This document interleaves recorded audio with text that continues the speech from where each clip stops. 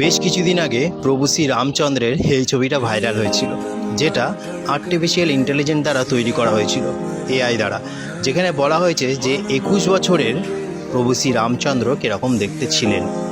তো এটাই কি রূপের বর্ণনা? এরকমই কি দেখতে ছিলেন? রামায়ণ কি বলছে? আর এটা বলা হচ্ছে যে বাল্মীকি রামায়ণ থেকে এই ছবিটা নেওয়া হয়েছে, সেটাকে এআই দ্বারা তৈরি করে এটাকে আমাদের সমাজে ছাড়া হয়েছে, কোনো এক ব্যক্তি করেছে এটা, সেটা থেকেই ছবিটা ভাইরাল হয়ে গেছিলো। কিন্তু সত্যি কি প্রভু রামচন্দ্র এরকম দেখতে ছিলেন, না এর থেকে অধিক সুন্দর দেখতে ছিলেন, না এর থেকে খারাপ দেখতে ছিলেন, কোনটা? তাহলে আজকে বলবো যে রামচরিত মানসে কী লেখা আছে আর বাল্মীকি রামায়ণে প্রভু শ্রী রামচন্দ্রের রূপের বর্ণনা কী দেওয়া আছে।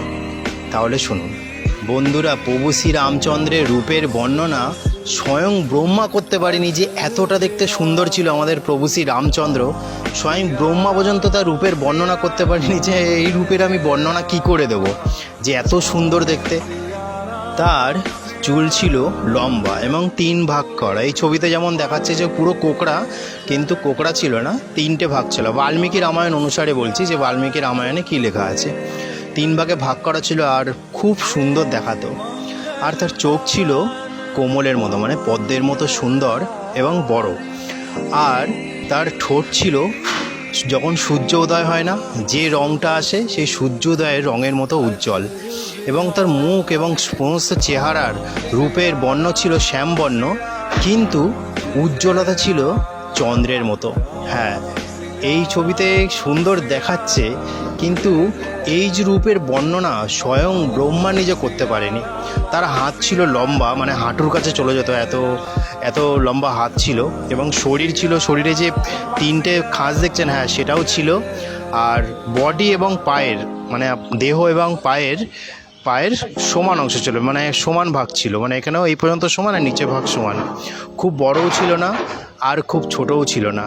তো এইটাই শুধু মানে খুব কম দেখলাম, যে অনেক পড়ে দেখেছি যে অনেকটা কম লেখা রূপের বর্ণনা, কিন্তু যেটুকু লেখা সেটুকুই অনেক। আর সবচেয়ে মেন পয়েন্ট হলো স্বয়ং ব্রহ্মা নিজে বলতে পারিনি যে এত সুন্দর ছিল। এবার আপনাকে একটা কথা বলি, আপনি এই কথাটা দেখেন আমাদের পিতা মাতা আছে, মা আছে, বাবা আছে। তো এখন মনে হয় না যে, ছেলেদেরকে বলছি, এখন মনে হয় না যে বাবা কি করে আগামী দিনে বলছি সরি, বাবা কি করে পুরোনো দিনগুলোতে আমাদের সংসার চালাতো। এখন যারা বাবা হয়েছেন বা বিয়ে করেছেন, আর ছেলেরা যারা বড় হয়েছেন, মনে হয় না যে বাবা কি করে পারতো। তো বাবার মতো তো পারা যাবে না। আর মায়েরা যেভাবে সংসার সামলায়, মা যেভাবে সংসার চালায়, এখনকার মেয়েরাও ভাবেন না যে মা কি করে সামলাতো, মা এত কিছু কী করে সামলাতো, এরকম মনে হয় না? তাই ঠিক সেরকমই আমরা আমাদের যে বানিয়েছে না, আমাদের যে জন্ম দিয়েছে, আমাদের যে বানিয়েছে, তার রূপ, কর্ম, স্বভাবের বর্ণনা আমরা কোনো দিনই করতে পারি না, আর কোনো দিনও তাদের সমান কেউ বানাতে পারে না। তো এটাই বলার ছিল, এই যে এআই দ্বারা এই ছবিটা তৈরি করা, যে সুন্দর দেখতে লাগছে সমস্ত কিছু ঠিক আছে।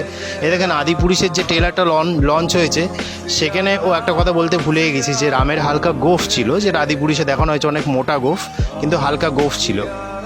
কিন্তু আমরা কি সত্যি আমাদের পিতা মাতা কর্ম, স্বভাব, রূপ এরকম কি আমরা কোনো দিন বানাতে পারবো? ঠিক সেরকম আমাদের যে জন্ম দিয়েছে, আমরা তো ভগবান শ্রী রামচন্দ্র থেকে, ক্রেতা যুগ থেকেই সমস্ত এইভাবে আমাদের সনাতন ধর্ম ছড়িয়ে পড়েছে। তো আমরা কি কখনো শ্রী রামচন্দ্রের রূপকে বানাতে পারবো কোনো দিন? তাই নিশ্চয়ই বানাতে পারবো না। তো তিনি এতটাই সুন্দর দেখতে ছিলেন, আমরা কোনো দিনও বানাতে পারবো না। আর সেটা স্বয়ং ব্রহ্মাও বলেছেন যে আমিও স্বয়ং এই রূপের বর্ণনা করতে পারবো না, যে এতটাও সুন্দর দেখতে ছিলেন। তো এটাই বলার ছিল। আর এই এআই ইফেক্টের ছবি ভালো লাগছে, কিন্তু আমি 100%-এর মধ্যে 1.5% দেবো। তো এটাই বলার ছিল। জয় শ্রীরাম।